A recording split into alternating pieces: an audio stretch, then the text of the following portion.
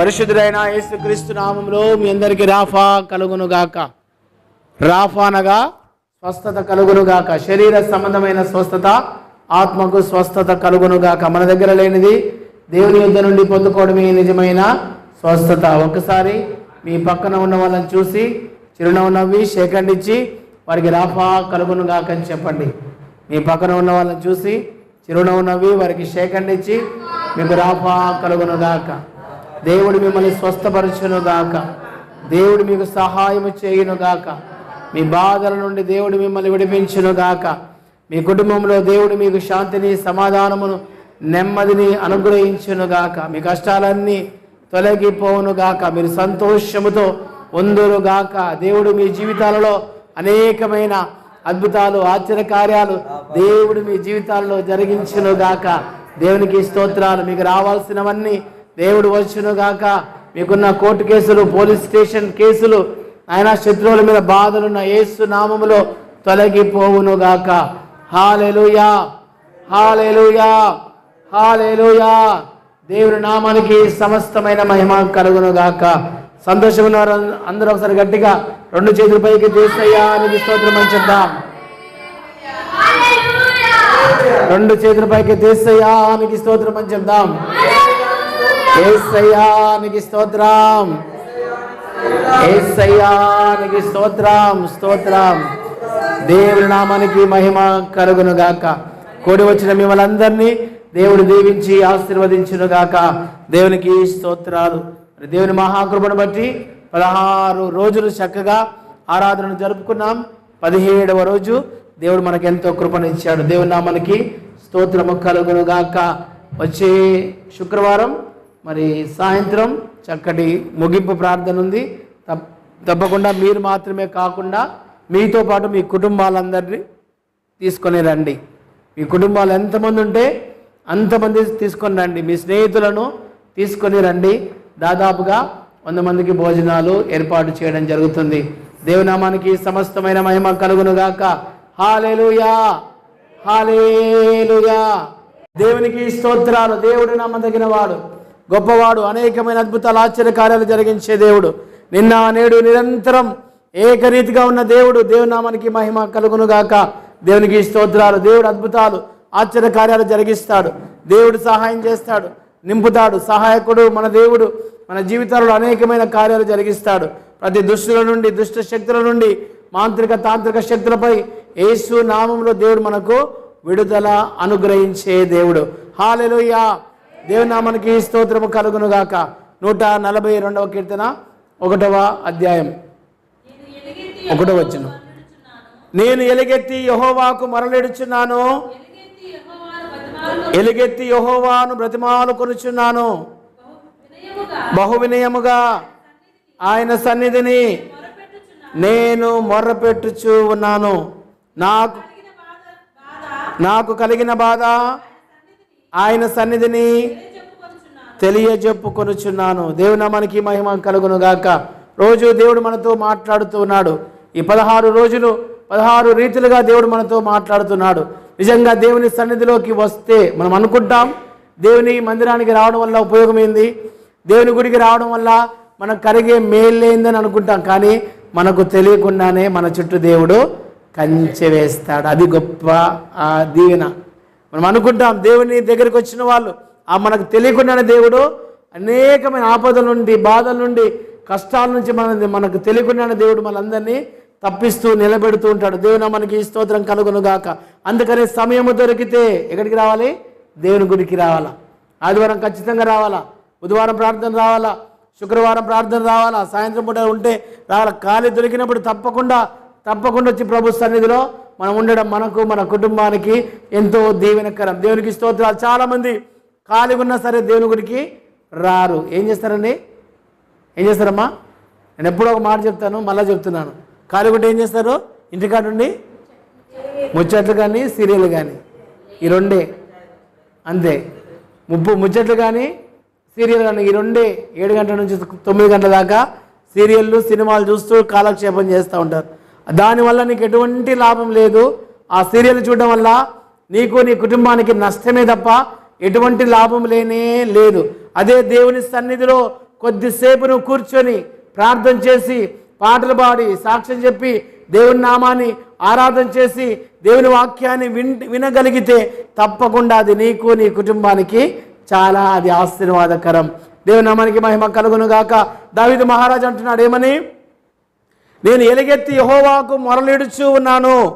నేను ఎలుగెత్తి యెహోవాను బ్రతిమాలుడుతూ ఉన్నాను. బ్రతిమిలాడే ప్రార్థన. ఏం ప్రార్థన అండి ఈ ప్రార్థన? బ్రతిమిలాడే ప్రార్థన.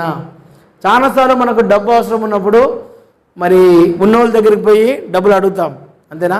కొంతమంది ఏం చేస్తారంటే వెంటనే ఇస్తారు, కొంతమంది ఏం చేస్తారండి తిప్పించుకుంటారు. చాలా రోజులు, నెల రోజులు, 10 రోజులు, 15 రోజులు తిప్పించుకొని ఇస్తారు. కొంతమంది ఏం చేస్తారు, ఇంకా కొంతమంది ఏం చేస్తారండి 2 నెలలు తిరిగినా 3 నెలలు తిరిగినా ఈయన రేపు రాపో ఎల్లుండి రాపోలు అని చెప్పి అడుగుతా వాళ్ళు ఆ యొక్క సమయాన్ని పొడిగిస్తూనే ఉంటారు. చివరికి ఏం చేస్తామంటే వాళ్ళని బ్రతిమలాడుతూ ఉంటాం. బ్రతిమలాడి తిరిగి మనకు కావాల్సింది వారి దగ్గర తీసుకొని వెళ్ళిపోతాం. ఈ రోజులలో అయితే చాలామంది అప్పులు ఇచ్చేవారు కరువైపోయారు తెలుసండి. అప్పులు పుట్టట్లేదు ఊళ్ళల్లో, అంతేనా? వీళ్ళు ఇస్తారా ఇయ్యరా, వీళ్ళు డబ్బులు ఇస్తారా మళ్ళీ కట్టరా, ఏమన్నా నేను ఇచ్చిన డబ్బులు తీసుకుపోయి ఏదైనా ఆటలాడి పొడగొట్టుకొని నాకు 0 చూపిస్తారా అని చెప్పి చాలా రకాలైన పరిస్థితులు మనకు కనబడుతూ ఉన్నాయి. అంటే ఒక వ్యక్తి దగ్గర మనం ఏదైనా పొందుకోవాలంటే ఏం చేయాలి? బ్రతిమిలాడాలి. అమ్మా నీ కాలు మొక్తా. కొంతమంది అంటాం కదా, బాంచ నీ కాలు మొక్తా, నాకు సహాయం చేయమ్మా, సహాయం చేయనాయన, నీకు అది చేస్తానాయన, ఇది చేస్తానని చెప్పి చాలామంది ఏం చేస్తారు, బ్రతిమిలాడుతూ ఉంటారు వాళ్ళని. ఆ బ్రతిమిలాడడానికి ఏం చేస్తాం? మన మనసంతా కరిగిపోయి వారికి ఏదైనా సహాయం చేయాలని ఆశ అనేది కలుగుతుంది. చూడండి, బ్రతిమిలాడే ప్రార్థన. చాలామందిని మనం ఇస్తావా అయ్యవా అంటే ఎవరు మనకి ఇవ్వకపోవచ్చు, కానీ అమ్మా తల్లి సహాయం చేయమ్మా, ఏదన్నా సహాయం చేయ తల్లి అని చెప్పి బ్రతిమిలాడుతుంటే దీనంగా మాట్లాడితే ఏం చేస్తారండి?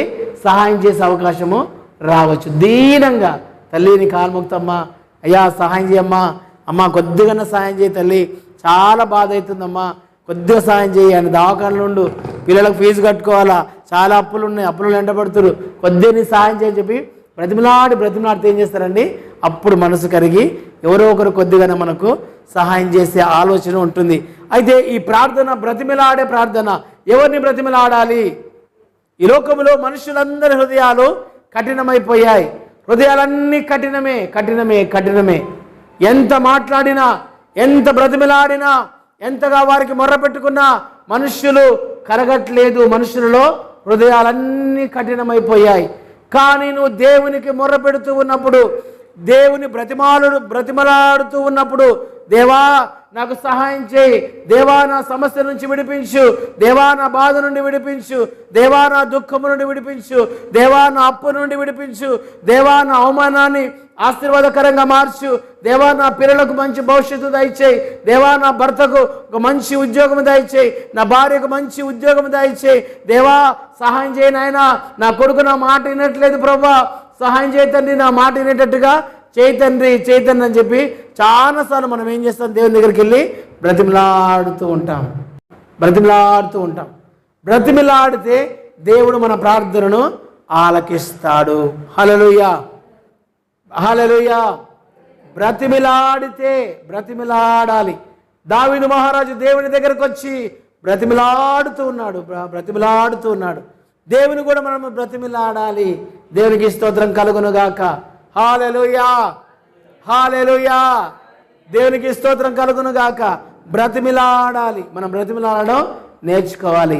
బ్రతిమలాడడం నేర్చుకున్న వాళ్ళు ఏడారులు వేసినా బ్రతుకుతారంట.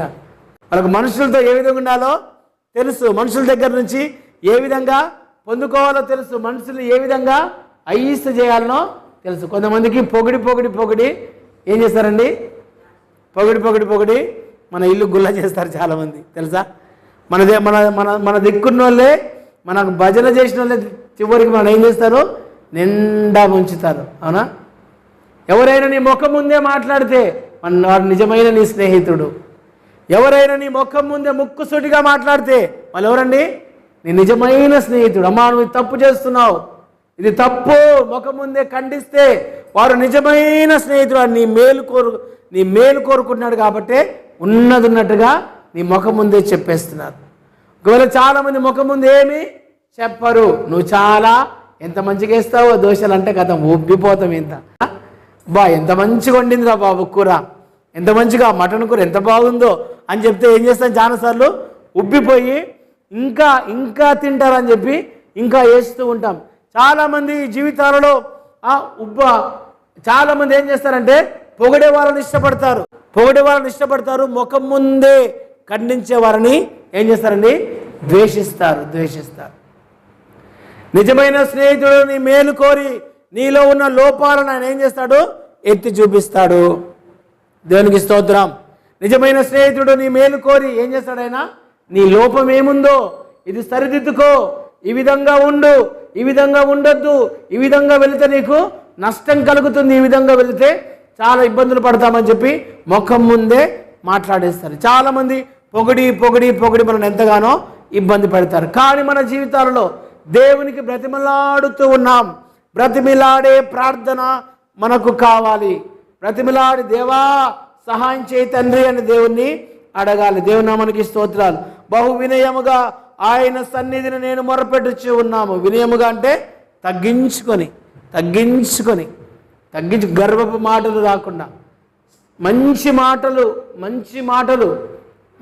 మాటల ద్వారా దేవుణ్ణి వినయముగా యేసయ్యా సహాయం చేయనాయనా, కాపాడినాయనా, కృప చూపించినాయనా అని చెప్పి వినయముగా దేవుణ్ణి అడుక్కోవడం అన్నమాట. దేవుని నామానికి స్తోత్రాలు. నిజంగా నువ్వు బ్రతిమిలాడి ప్రార్థన చేస్తే, నిజంగా బ్రతిమిలాడి నీ జీవితాల్లో నువ్వు తప్పకుండా ప్రార్థన చేస్తే దేవుడు నీ మొర ఆలకిస్తాడు. దేవుని నామానికి స్తోత్రం కలుగును గాక. హల్లెలూయా, హల్లెలూయా. దేవునికి స్తోత్రములు కలుగును గాక.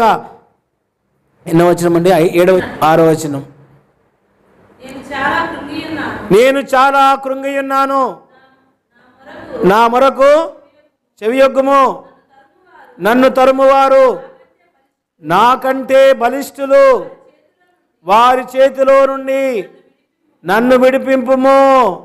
నా మొర చెవియొగ్గుము. నన్ను తరుమువారు నాకంటే బలిష్ఠులు, వారి చెర నుండి నన్ను విడిపించుమని చెప్పి దావీదు మహారాజు ఈ 42వ కీర్తనలో రాస్తూ ఉన్నాడు. మనకంటే మనం పోరాడున్నది మన శత్రువులు, మనకంటే అధికులైన మన శత్రువులు, మనకంటే ఉన్నతమైన స్థితిలో ఉన్న వారు మనల్ని పడగొట్టాలని ఎంత ప్రయత్నం చేసినా చివరికి ఏమైందండి, దావీదు గొల్లియాతు గురించి తెలుసా మీకు? బైబిల్ గ్రంథంలో దావీదు అనే ఒక వ్యక్తి ఉన్నాడు. చిన్నవాడు. ఎలాంటి వాడు అండి? చాలా చిన్నవాడు. గొర్రెల కాపరి, గొర్రెల దగ్గర ఉండేవాడు. అలాంటి వాడు యుద్ధము చేయడానికి పెద్ద ఒక యోధుని దగ్గరికి వెళ్ళాడు. గొల్లియాత్ అనే యోధుని దగ్గరికి వెళ్ళాడు. గొల్లియాత్ ఇంత లావు, ఇంత హైట్ ఉన్నాడు. ఎంతండి? ఇంత హైట్, ఇంత పొడవు ఆయన ఉన్నాడు. ఆయన ముందు ఎలా కనబడుతున్నాడు తెలుసా? మన ఇంత చిన్నగా కనబడుతున్నాడు. దేవుడిచ్చిన బలమైన దగ్గర ఉంది, దేవుడిచ్చిన శక్తి ఆయన దగ్గర ఉంది. దేవుని వైపు చూస్తూ ఉన్నాడు దావీదు. దేవుని నమ్ముకొని ఉన్నాడు. నా దేవుడు నాకు సహాయం చేయగలడు అనే విశ్వాసముతో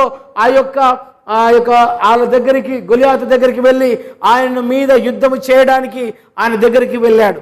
వెళ్ళినప్పుడు దావీదు ఏమో చిన్నవాడు, గొలియాతు ఏమో చాలా ఆయన కంటే ఎన్నో రెట్లు పెద్దవాడు. పెద్దోని చేతిలో చిన్నోడు గెలుస్తాడా? కష్టం. కానీ దేవుడు తోడుంటే, అంతేనా? దేవుడు నీ పక్షానుంటే, దేవుడు నీ కుడి చేయి పట్టుకొని ఉంటే నువ్వేం చేస్తావు? తప్పకుండా గెలవబోతూ ఉన్నావు. అయితే ఆయనకు అన్నీ ఆయనకేమున్నాయండి? అన్ని వస్త్రాలు ఉన్నాయి. అన్ని ఏవి దెబ్బ తాకకుండా ఆయన చుట్టూ రక్షణ కవచాలు ఉన్నాయి. కానీ ఈయన దగ్గర ఏముంది?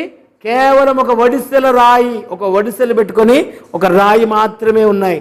చూశాడు అంత దూరంలో ఉన్నటువంటి వ్యక్తిని. ఈయన ఏం చేశాడు తెలుసా? ఆ రాయిని గిరా తిప్పి ఇస్త్రేశాడండి. చూడండమ్మా ఎట్లా ఆ రాయి తిప్పి ఇస్త్రీ కొట్టాడు. కొడితే ఎక్కడ తాకలేదు. ఎక్కడ తాకింది? నెత్తిలే తాకింది. ఇదే ఖాళీగా ఉంది ఆయనకు. ఎంత? ఇది మాత్రమే ఖాళీగా ఉంది. అంతా ఏం చేసినా ఆయనకి ఏ హాని కూడా ఎవరు ఏం చేయలేరు. ఎక్కడైతే సందులో ఈ తల దగ్గర ఖాళీగా ఉందో అక్కడే గురి చూసి కొట్టాడు. ఆ యొక్క గొలియాతు కింద పడిపోయాడు, ఆయనను చంపివేశాడు. దేవునికి స్తోత్రం. నన్ను తరుమువారు నాకంటే నా శత్రువులు అధికులు, అయితే వారి చెరలో నుండి నన్ను విడిపించుము, తప్పించుమని దావీదు మహారాజు దేవునికి మొరపెడుతూ ఉన్నాడు.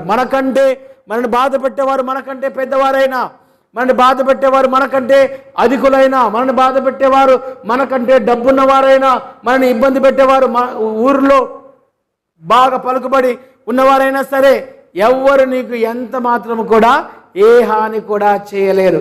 దేవుని నామానికి స్తోత్రం కలుగును గాక. మీకా గ్రంథం 7వ అధ్యాయం 8వ వచనం. నా శత్రువా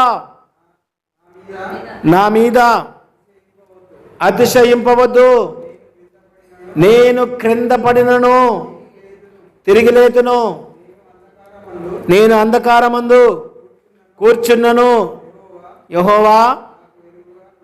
యెహోవా నాకు వెలుగుగా నుండును. దేవునికి స్తోత్రాలు. నా దేవుడు నా ప్రార్థన ఆలకించును. నా శత్రువా నా మీద అతిశయింపవద్దు. మనం పడిపోతున్నామంటే మన శత్రువుకి ఎంతో ఆనందం. మనకు ఎవరైతే కోపం ఉన్నారో, మన మీద ఎవరైతే కక్ష కట్టారో, మనల్ని పడగొట్టాలని ఎవరైతే ప్రయత్నం చేస్తున్నారో, మన కుటుంబంలో ఏదైనా అలజడి జరిగితే చూసి వారు ఏం చేస్తారండి? నవ్వుకుంటా ఉంటారు, వీళ్ళకి బాగైందిరా అని. అవునా? ఏమైనా లాస్ అయినా, మన కుటుంబంలో జరగకూడదు ఏదైనా జరిగినా, మన కుటుంబంలో గొడవలు జరుగుతున్నా, ఏదైనా జరిగితే ఏం చేస్తాడంటే వాళ్ళ శత్రువు ఏం చేస్తాడు? ఆయన మనం చూసి, మన కుటుంబాన్ని చూసి నవ్వుకుంటా ఉంటాడు, బాగైందిరా అని. కానీ దేవుని వాక్యం ఏమని సెలవిస్తూ ఉందంటే, శత్రువా నువ్వు అతిశయింపవద్దు, ఓ శత్రువా నువ్వు అతిశయింపవద్దు, నేను అంధకారము అందున్నను, దేవుడు నాకు వెలుగుగా ఉన్నాడు, నేను క్రింద పడినను తిరిగి లేతును, నేను అంధకారమందు కూర్చున్నాను, యెహోవా నాకు వెలుగుగా ఉన్నాడు. దేవుని నామానికి స్తోత్రం కలుగును గాక. మనుషులు చెడగొడితే ఎప్పుడు కూడా మనం చెడిపోమండి, అంతేనా? దేవుడు నీ తోడున్నంత కాలం, దేవుడు నీకు సహాయం చేస్తూ ఉన్నంత కాలం, దేవుడు నిన్ను నిలబెట్టినంత కాలం, నువ్వు పరిశుద్ధంగా, నువ్వు నీతిమంతునిగా, దేవుని యందు భయభక్తులు కలిగి జీవించినంత కాలం, దేవునికి నీ హృదయాన్ని అర్పించినంత కాలం ఏ దుష్టుడు నిన్ను ముట్టుకోలేడు. హల్లెలూయా. ఏ దుష్ట శక్తి నిన్ను తాకలేదు, ఏ శత్రువు నిన్ను పడగొట్టలేడు, ఏ శత్రువు నీ మీద విజయాన్ని పొందలేడు. ఎందుకు? దేవుడు నీతో ఉన్నాడు. హల్లెలూయా. శత్రువా నాకు ఇలా జరుగుతుందని, నేను కృంగిపోయానని, నన్ను ఇబ్బందులు పెడుతున్నావని, నా కుటుంబంలో సమస్యలున్నాయని, నా కుటుంబంలో ఇబ్బందులు జరుగుతున్నాయని నువ్వు అతిశయింపవద్దు. నేను క్రింద పడినను తిరిగి పైకి లేచెదను, అంధకారమందు నేను కూర్చున్నాను, యెహోవా నాకు వెలుగుగా ఉండును. దేవుని నామానికి స్తోత్రము కలుగును గాక. హల్లెలూయా. మరి ఒక మాట, యెషయా గ్రంథం 54వ అధ్యాయం 14వ వచనం. నీవు భయపడనక్కరలేదు, నిన్ను బాధించు వారు నీకు దూరముగా ఉందురు. భీతి నీకు, నీవు భయపడనక్కరలేదు, నిన్ను బాధించువారు నీకు దూరముగా ఉందురు. హల్లెలూయా. చప్పట్లు కొట్టి దేవుని నామమును మహిమపరుద్దాం. నీవు భయపడనక్కరలేదు, నిన్ను బాధ పెట్టేవారు నీకు దూరమైపోతారు. హల్లెలూయా. దేవుని ప్రతిమలాడి ప్రార్థన చేస్తే ఏం చేస్తాడంట దేవుడు?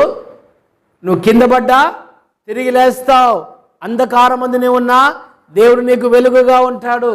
ఇంకా నిన్ను బాధించేవారు ఎవరు ఉన్నారండి? నిన్ను బాధించేవారు ఎవరు? నిన్ను బాధ పెట్టేవారు ఉంటే ఆ బాధ పెట్టేవారు నీకేమవుతారు? దూరం అయిపోతారు, నీ దగ్గర ఉండరు. ఇంకా బయట వాళ్ళు ఇంటోళ్ళు కాదు, ఇంటోళ్ళు ఎప్పుడు దూరం కావద్దు మనకు, అంతేనా? ఇంటోళ్ళు ఎప్పుడు మనకు దూరం కావద్దు. భార్యో పిల్లలో తల్లిదండ్రులు ఇది ఎప్పుడు కొట్లాడి సచ్చిదాకా ఉండాల్సిందే, అది ఎక్కడికి పోదు. దేవునికి స్తోత్రం కలుగును గాక. బయట నుండి బాధ పెట్టేవారు ఉంటే వారు నీకు దూరం అయిపోతారు. దేవుని నామానికి సమస్తమైన మహిమ కలుగును గాక. ద్వితీయోపదేశ కాండం 20వ అధ్యాయం 4వ వచనం.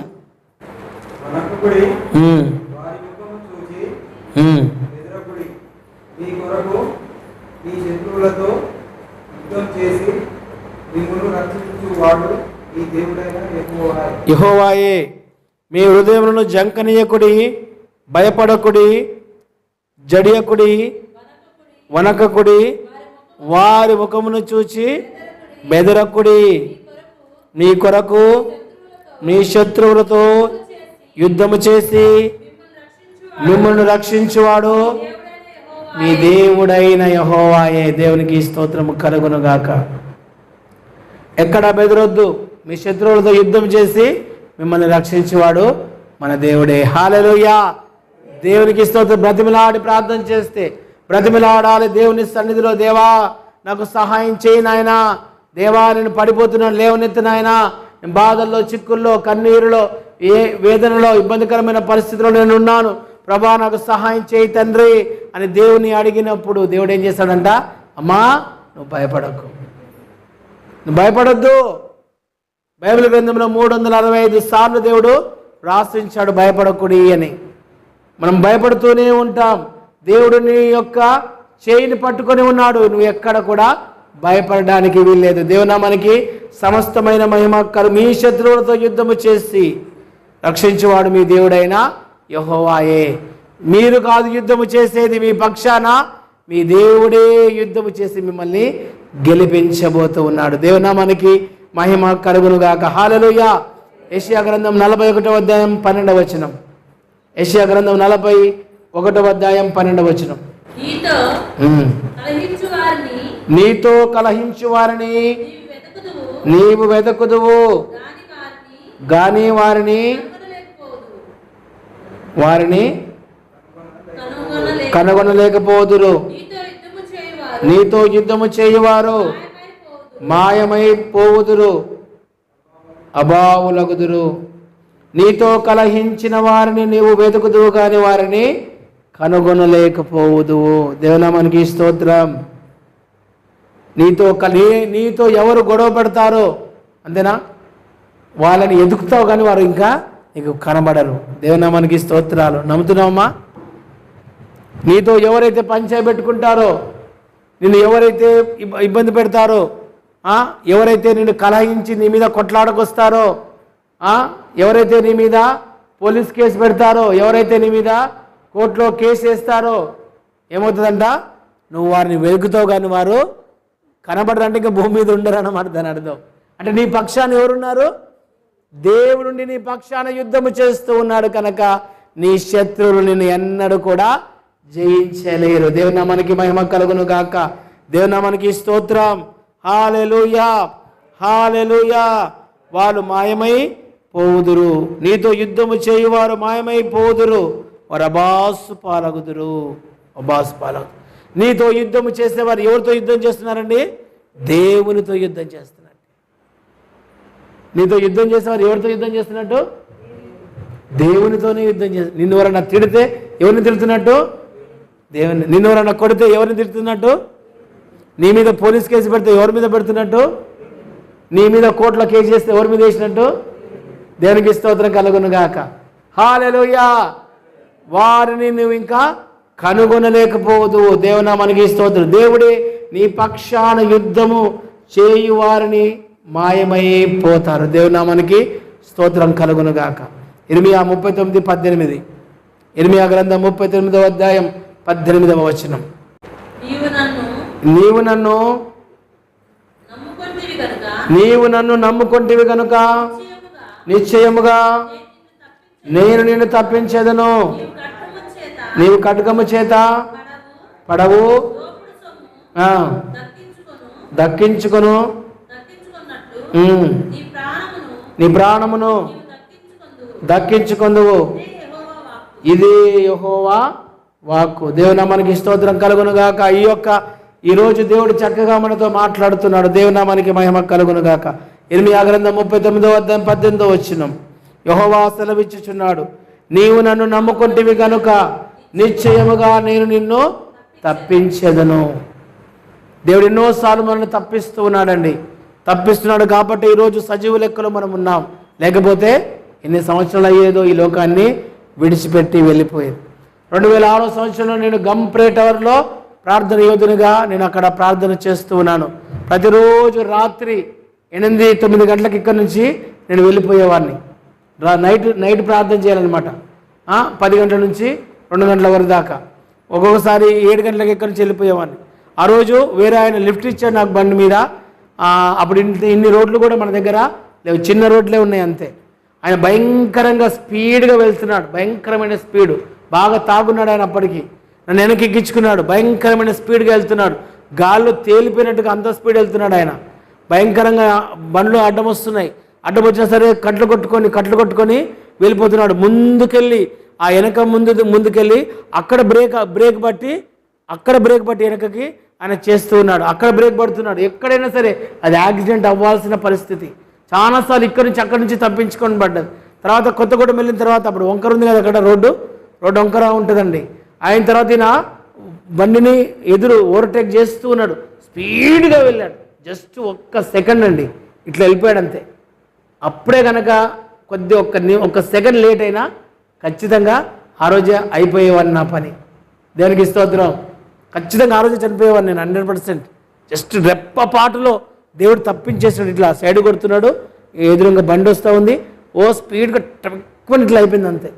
దేవుడు అక్కడ నేను ఉన్నందుకు దేవుడు ఆ ప్రమాదం తప్పించిండేమో అనుకున్న చాలాసార్లు. దేవుని నామానికి మహిమ కలుగును గాక. నిజంగా దేవుడు నమ్ముకున్నాం కనుక మనం ఏం చేస్తామండి, ఈ లోకంలో బ్రతికుండగలిగినాం. నీవు నన్ను నమ్ముకుంటేవి కనుక నేను నిశ్చయముగా నిన్ను తప్పించేదను. నీకున్న సమస్యల నుంచి తప్పించేదను, నీకున్న బాధల నుండి తప్పించేదను, నీకున్న వేదన నుండి తప్పించేదను, నీకున్న కన్నీరు నుండి తప్పించేదను, నీకున్న దుఃఖం ఏదో ఇబ్బందికరమైన పరిస్థితులేవో వాటన్నిటి నుండి నేను నిన్ను తప్పించేదను అని దేవుడు మాట్లాడుతూ ఉన్నాడు. నీవు ఖడ్గము చేత పడవు, దోపుడు సొమ్ము దక్కించుకున్నట్లు నీ ప్రాణమును నీవు దక్కించుకొందువు. మీ ఎవ్వరికి ప్రాణ భయం ఎవరికి ఇంకా లేదు. దేవుని నామానికి ఈ స్తోత్రం కలుగునుగాక. హల్లెలూయా. ఇక్కడ ఉన్న వాళ్ళందరూ అంతేనా? జూనియమ్మ 80 సంవత్సరాలు బతకబోతుంది, అంటే ఇంకా 72 సంవత్సరాలు బతకబోతుంది. దేవునికి స్తోత్రం. పంతులమ్మ ఇప్పుడు 60, ఇంక 20 వేసుకో చాలా, 80 చాలు. దేవునికి స్తోత్రం. డాడీ 64, ఇంకా 16 సంవత్సరాలు. దేవుని నామానికి స్తోత్రం కలుగునుగాక. అమ్మ నువ్వెంత? 55, 53 అంటే ఇంకా 27 ఏళ్ళు 80కి. దేవుని నామానికి స్తోత్రం. నువ్వెంత? 32, ఇంకేసుకో, ఇంకా 40 వేసుకో. దేవుని నామానికి స్తోత్రం కలుగునుగాక. అమ్మ నీకు ఇప్పుడంత ఏం లేదు, ఇంకా చాలా ఏళ్ళు. మనవళ్ళని చూసి నాకు అస్సలు పోనేవో. ఇంకా 20-30 ఏళ్ళు దేవుడు నీకు ఆయుష్ ఇచ్చాడు. బాలమాష్ ఇంకా గట్టిది అంతేనా?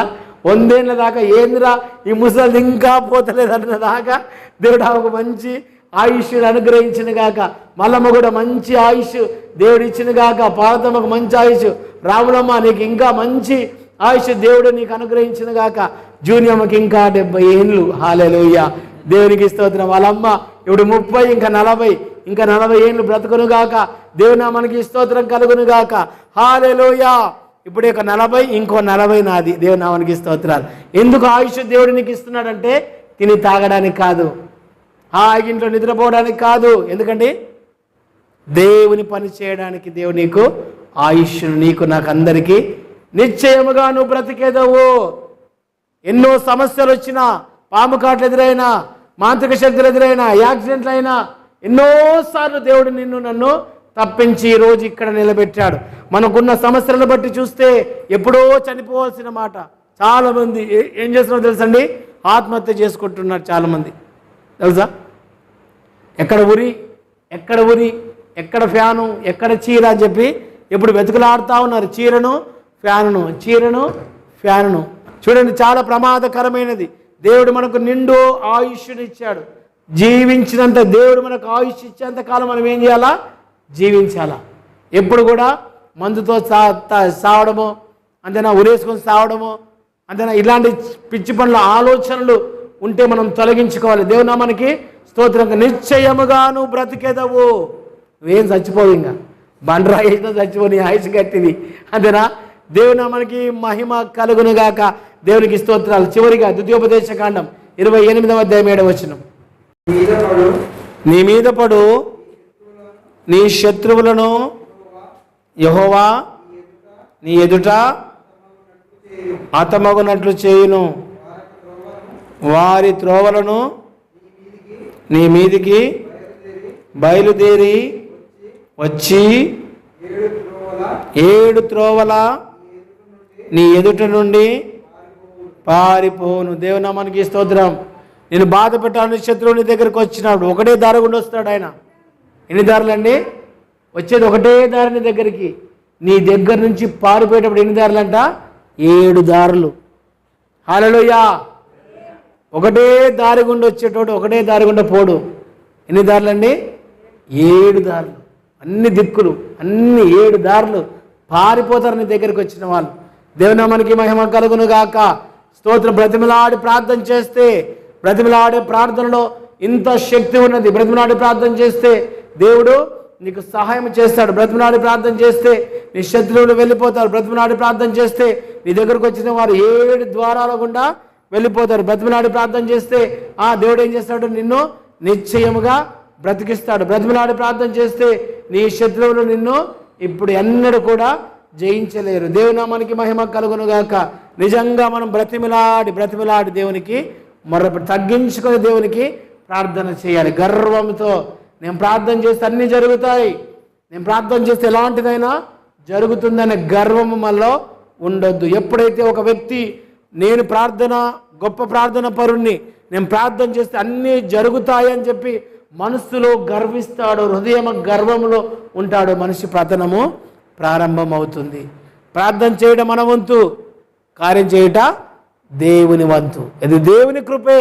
ప్రార్థన చేసేది మనమే, అయినా ప్రతిఫలం ఇచ్చేది ఎవరు? దేవుడే. దేవునికే మహిమ కలుగును గాక, దేవునికే ఘనత కలుగును గాక, దేవునికే స్తుతి కలుగును గాక. నేను ప్రార్థించగా అని చెప్పి చాలామంది వాళ్ళ గురించి చాలా గొప్పలు చెప్పుకుంటారు. గొప్పలు మనం కాదు, ఎవరికి? దేవునికి మహిమ కలుగును గాక. దేవుని మనకి స్తోత్రాలు. బ్రతిమలాడి ప్రార్థన చేద్దాం, మన పరిస్థితులను స్థితిగతులను మార్చుకుందాం. దేవుని మనకి మహిమ కలుగును గాక. ఆమేన్, ఆమేన్, ఆమేన్.